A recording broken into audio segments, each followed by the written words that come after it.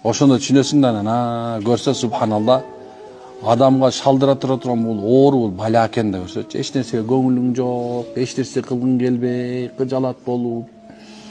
Анан бир күнү пайгамбар саллаллаху алейхи вассаламдын жанына бир сахаба келет экен.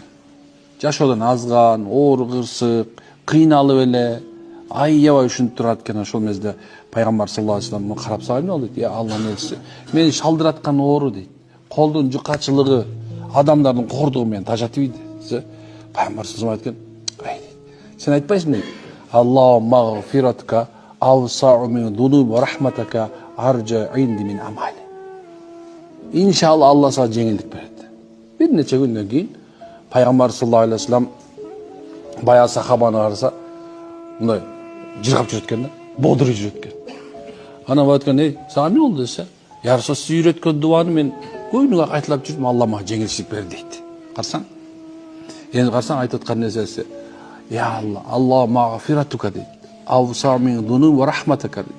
Я Аллахым дейді, менің күнөөлөрүмөн дейді, менің күнөөлөрүмөн. Оордук ушунча канча оор болсо, бирок сен рахматың дейді, кечиримиң дейді. Андан өйдө турат.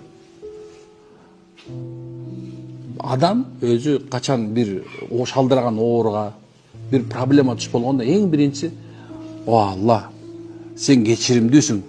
Мен күнөөкөрмүн деш керек.